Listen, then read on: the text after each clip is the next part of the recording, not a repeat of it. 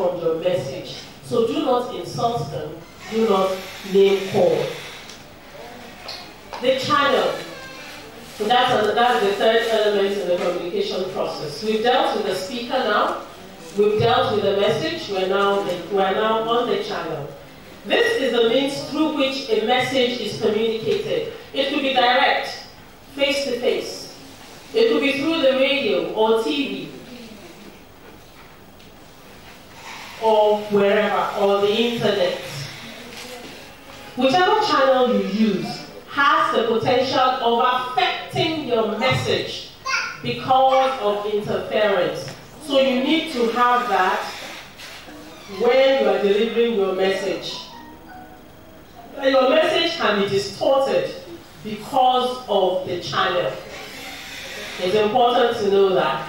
Microphone, for instance, if you don't speak in English, we teach phonetics, the articulation of sounds. So if you don't speak the sounds properly, using the microphone can distort the sounds, and something else that you meant to say will be delivered, which will be something else that the hearer will be hearing.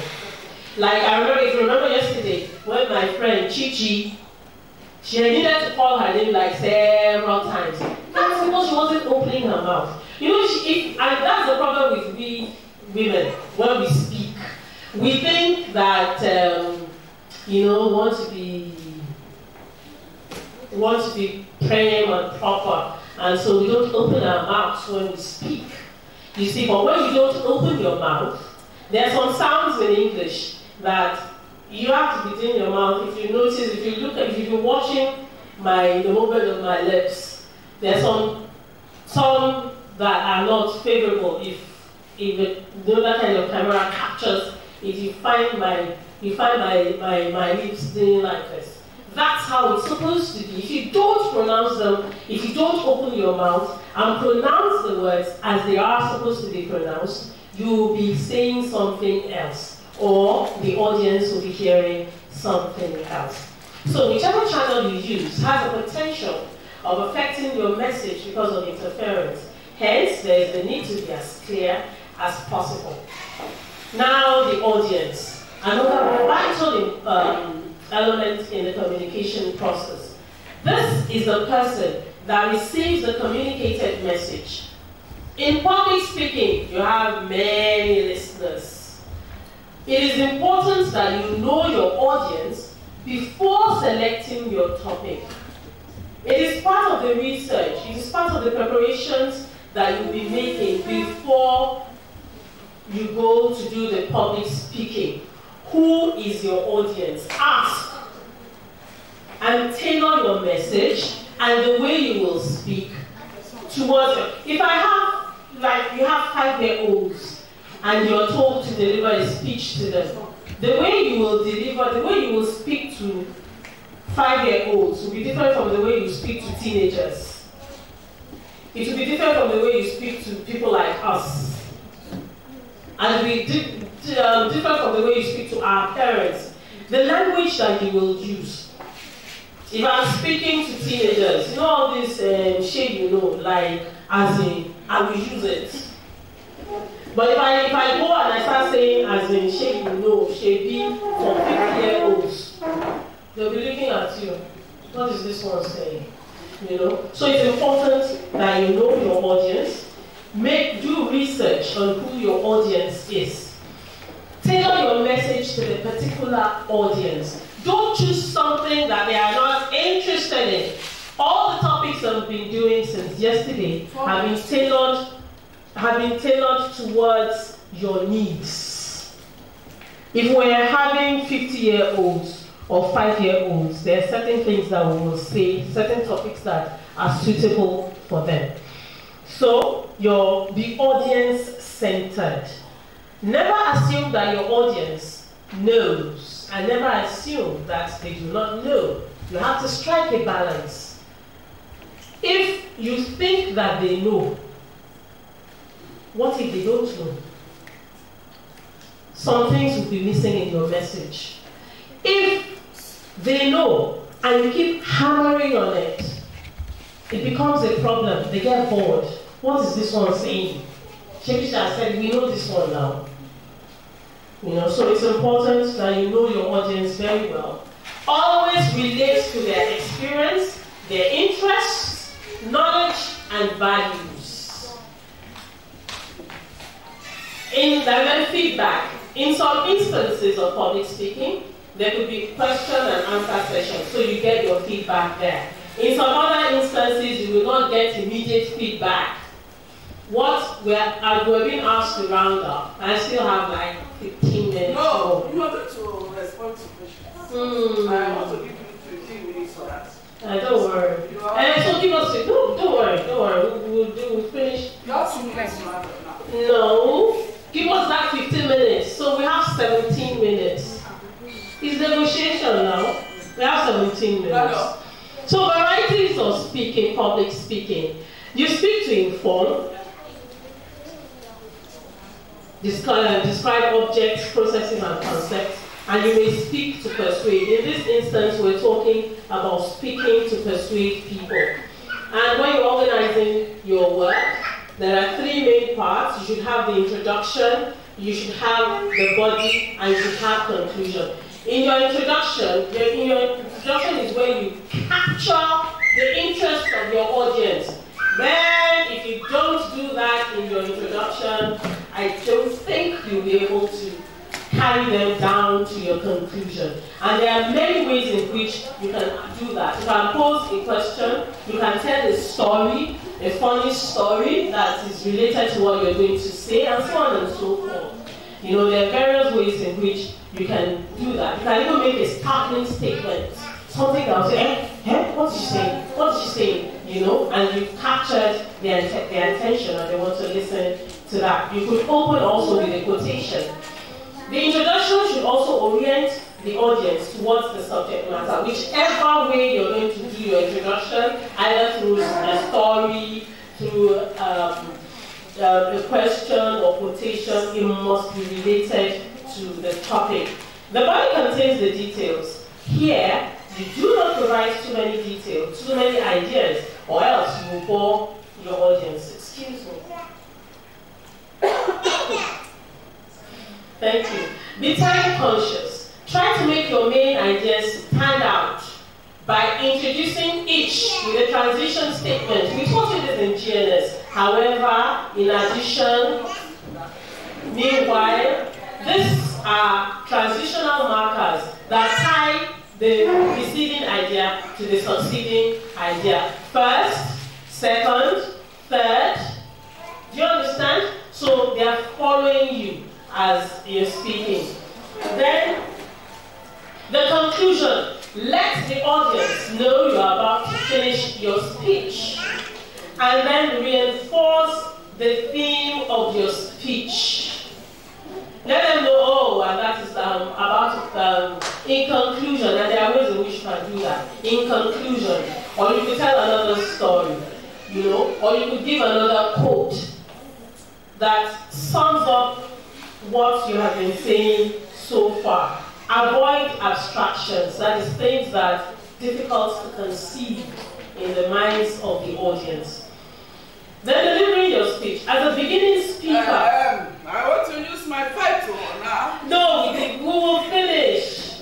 You prefer reading from the notes. The next 2 hours, she will not finish. No, we'll finish. Over 3 more slides. Please, 3 more slides.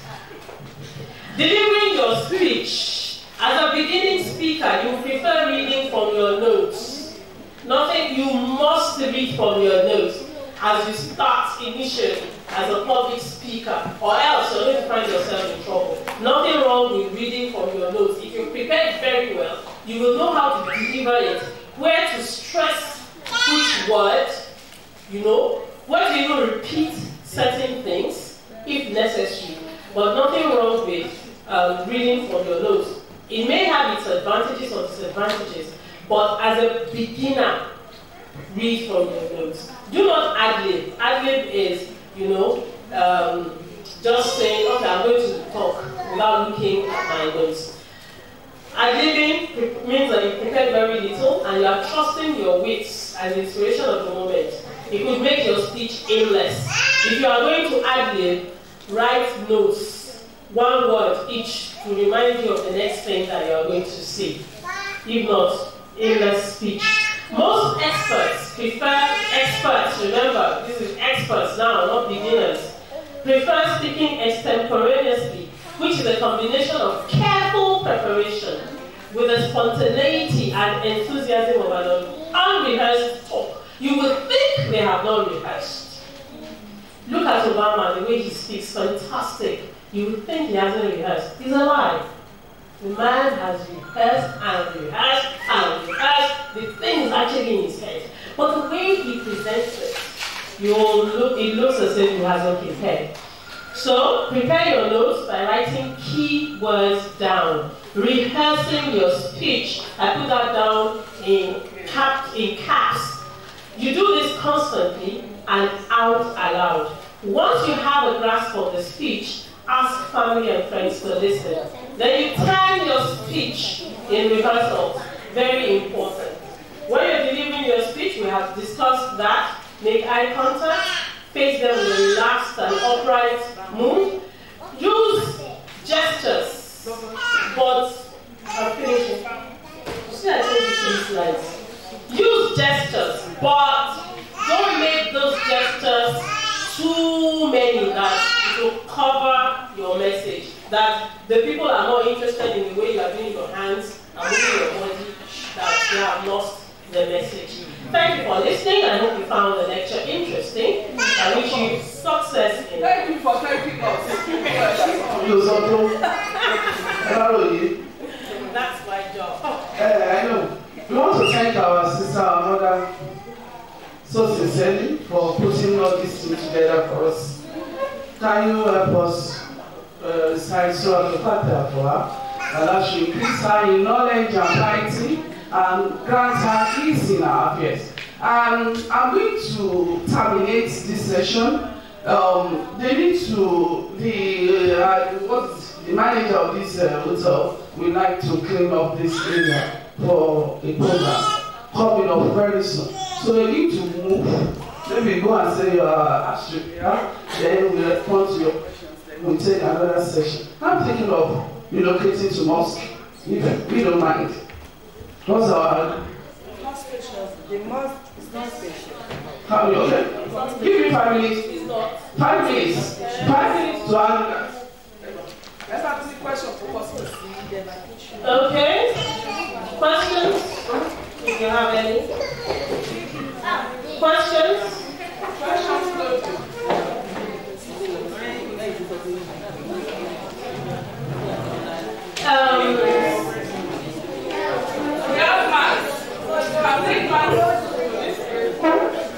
Okay, let's hear you.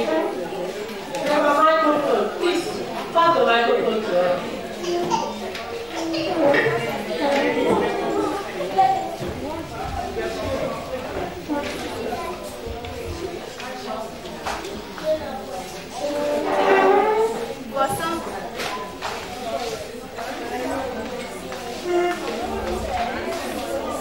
Yes, I'm listening. For someone who hasn't learned. Switch it on. Okay.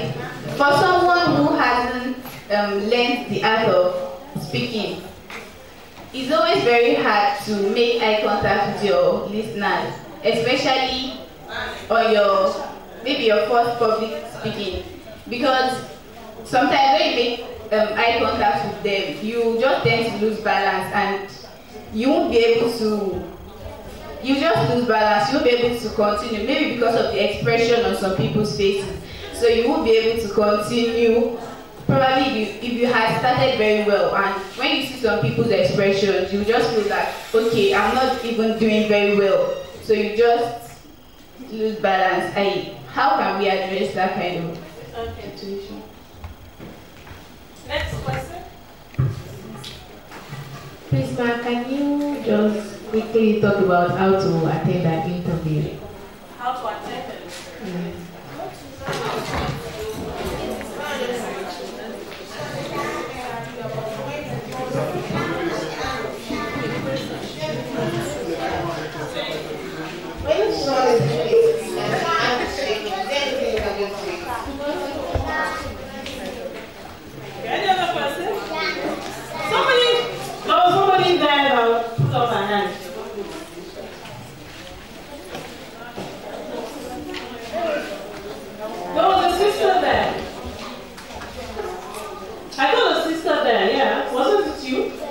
No. Okay. Any other questions? No. Any other question? You want to ask a question? Ask. Don't be shy. Ask. Don't be sad. Why should you be sad? Okay. No more questions. We'll relocate to another place. Oh, should I respond? Okay. For someone who has not learned the art of public speaking, making eye contact. Because when you look at people, you tend to forget, you get, You lose your balance. it is because, one, you have not prepared very well.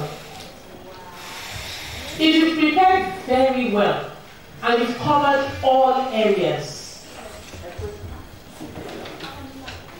if you prepared very well, and you've covered all areas, you need to make eye contact so that those expressions that they are making, you note them.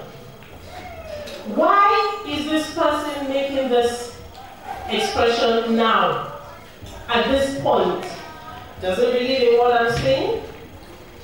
So as you're delivering your speech, in spite of the fact that you have this speech in your head, you know it's not a straight jacket speech. Hello, doctor. Yes.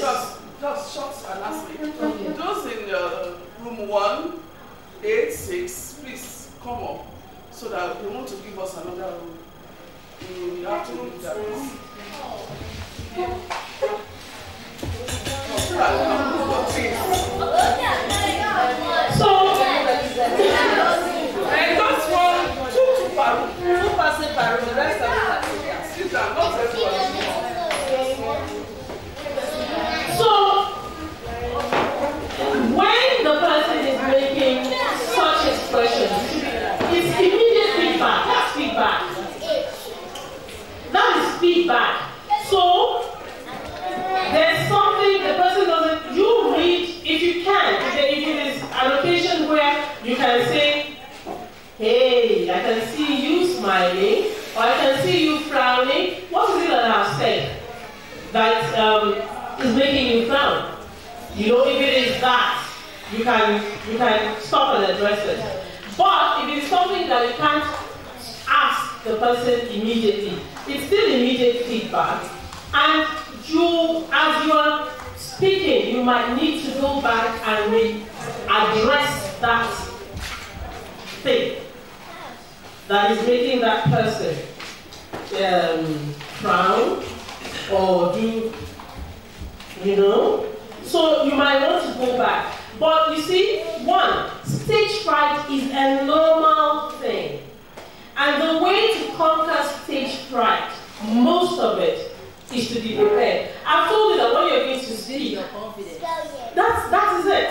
If you are very prepared, you will be confident in what you are saying. You'll be confident in the idea. So if the person is going, you can say, I like that. I can see that you are doing, is it that what I've said is not, you know, or you go back and repeat that same idea in a better way to remove that expression from that person's face.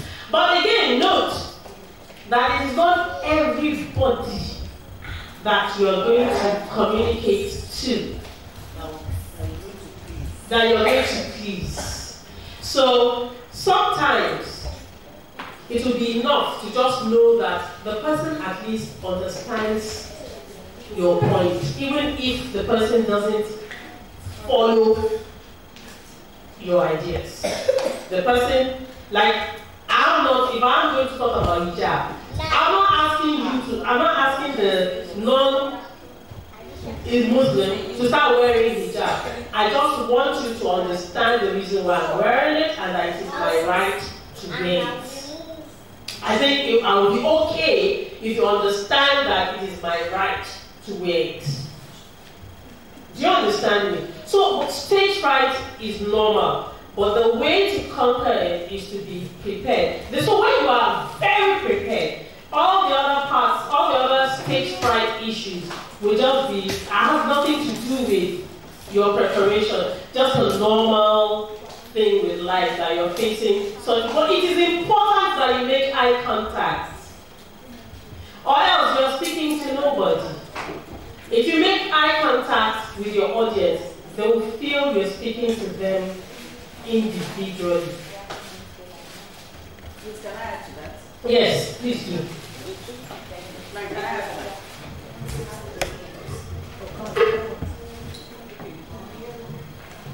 You see, the fact that you feel discouraged by the countenance of your audience is an indication that you are not confident. Because it's not all the time that what you read on their faces is condemnation. Sometimes they are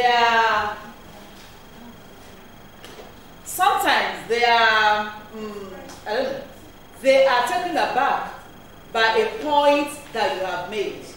You are making them see things differently. Now, because of your own state of mind, you read that look of surprise on their faces and you are thinking, oh, I have moved. It isn't so. So just take it that at that particular time, you are the one in charge of that topic. You have researched on it and you are there to give them, to the best of your own ability, what you understand about that topic. If they have a contrary view, it's a different ball game altogether. But importantly, you have researched, you have read about it, you know what they're saying about it. Leave whatever their faces are communicating to them. You have done your bit. And like she said, we have facilitative stage fright, we have debilitative stage fright. Facilitative stage fright, everybody has it. Every best speaker was once a worst speaker. Everybody has it, it's natural. It helps you to be at your best, and it helps you to put in all that is required into your preparation. But the debilitative one is the one that is counterproductive and is the one that you must try as much as possible to kill. Nobody is going to eat you up. She has said it. You are the one that feels the stage fright yourself. Until you let it metamorphose into something that is visible and your hand begins to quiver. Some people vomit on stage. Yes. You see, it becomes so obvious that everybody will know that this lady is not in control of herself. Don't work yourself up to that level. Just know that it is natural.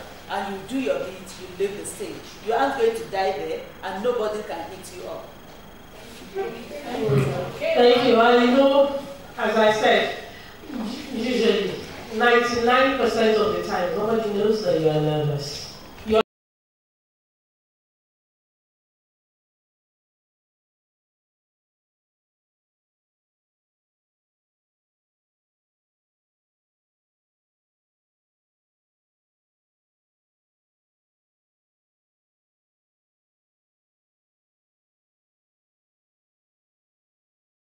To what you're doing. Let me give you an example of when I was being interviewed for Al-Hikmah University. I started my academic career at Al-Hikmah University. When for the interview, and they didn't ask me anything. They were interviewing me for literature, to come and teach literature. They didn't interview me, and they didn't ask me anything about literature until the last question, just one. That was after, you know, and I spent a long time with them. And we were laughing, and when I came out, the others were saying, Alaja. Then I didn't have the page. Alaja, we heard you people laughing and all. Why I did a job badly, you know, because I wanted to relocate from Lagos to Ilorin, but I won't let them know that. I went in, composed, sat down, and you know why they were laughing? They were asking me, they asked me my name, and I told them my name, Ali Ibrahim, and no, what to do with, yes, name. And that was it, they were asking me questions on name in Islam. It has nothing to do with literature. But you see, I knew it, and I knew the controversy, and I turned it to my advantage, and we were laughing. I was telling them about issues about women and husband and wife in Islam, and we're laughing. Up till today, may so rest in peace. Before he died, late Dr. Raji Raji, he was on the panel. He would see me and would say, hey, you this woman that went for a job and you were also asking them to employ your husband. You know, so if you are prepared and you are confident, even if they ask you a question you don't know, it's good though to say you don't know it. Yes. You do it, say you don't know it, but not in a stupid way. You can even ask them a question on it. And they will be the one answering if, you know, the table has been turned. You don't know this. If you don't know it, because if you pretend you know it, these people are experts in their field. If you pretend you know it, you'll be in trouble. Admit you don't know it, and go ahead and ask a question on it. You are shown to them as somebody that we can mentor, that accepts her limitations, but is ready to overcome them. That's a very good thing. Instead of going there and talking, you don't know something, what they're talking about. You know, again, prepare, prepare, prepare. English, I'm sorry to say this, you know, but the fact is, English is our official language in Nigeria. It saddens me the way Muslims just don't bother. When I go out, especially when I was in Lagos, when people see me, you know, as I said, I'm quiet, then, when they see me, I just say, then when I open my mouth, you can see the expressions on their faces, the change that, oh, so she speaks English. Hey, you know, you can see it, the process they are going through before they now say, oh, she's somebody that, So, the fact is, Muslims, this is our position in the country. We have to challenge ourselves. We are being oppressed at different levels. We're not being allowed to practice our religion the way we want to practice it. And even us, how are we presenting ourselves? So we're looking up to you, the young ones. Please, help us. If you just sit down and you're not doing anything, you're not bettering yourselves, how will the image of Muslims in the country change? We do extra job improving ourselves before we are accepted. It is left to you, the younger generation, the young generation coming up now, to address that. And you will not begin to do that until you work on yourself. Nobody was born. Okay, I hope I've answered. What is the lady who asked the question on the interview? So that's it with the interview. Take the middle point in everything. We're not too confident, and you are not too stupid. Like you come in and then, oh, who is this? What is this one saying? That medial position in everything. Again, I just think that if you prepare yourself very well, you have confidence in what you're doing and what you're about to do, the handshaking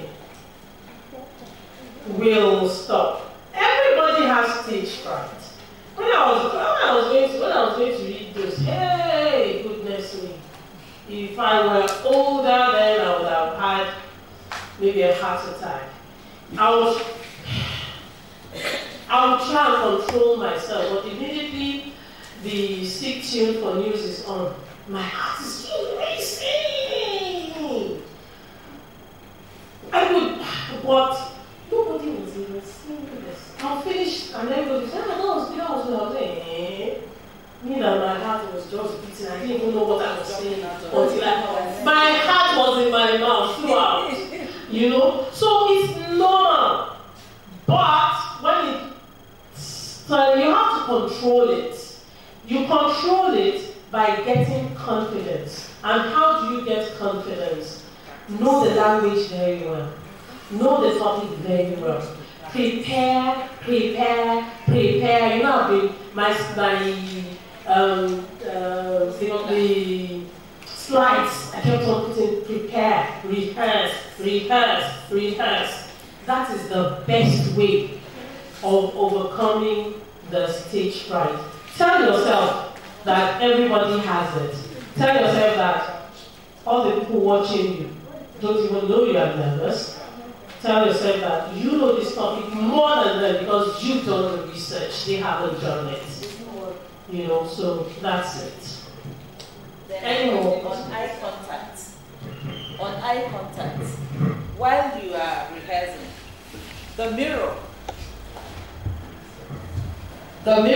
should be your basic aid. If there's nobody around to listen to you, speak to the mirror. Assess yourself. You do it over and over again. As a beginner, before you go to face the larger crowd, have a small group presentation, maybe for members of your family or your friends. Speak before them. Let them criticize you. Let them tell you areas where you need to improve. Then, in the privacy of your room, speak to the mirror. A reflection of yourself that you see every day. You'll be drawing confidence from that. So, when you now go out to face the larger crowd, it shouldn't be as fresh as it would have been if you never spoke to anybody or if you never even spoke to yourself as reflected in the mirror. So that would be a very good ground for you to draw confidence. The mirror is very, very important. And when we teach speech, we make sure that you always have the mirror in your bag. Because she told you about phonetics now. When you produce the sounds, you are supposed to watch the shape of your mouth, your speech organ. How the organs are formed at the point of articulation of every sound. And all those will help you. All those that have spoken here, I can see that all of you are very good. But being good here is not the same as being good out there. Now we know that you are good. We are proud of you. Please make us proud out there. Don't wait until you are called upon before you speak. Always volunteer. In your classroom, when the question is asked, most of the time you know the right answers, but you feel jittery. You are not confident. So you'll be there and you know that you know it. And naturally, it's the people that are active in class that the lecturers will recognize. That is just natural. Because there's no way we will know what you know unless you voice it out. So please, let us be more active. Let us participate more in class. And you see that gradually, you'll be building confidence and you'll be very sure of what you're doing. Thank you, Atrasha. Thank you very much. I think that's, I want to say something? Okay. That's that. Alhamdulillah. May Allah make it beneficial for us all. And they report it as a cotton area for all of us. سبحانك رب العزة عما يصفون وسلام على المرسلين.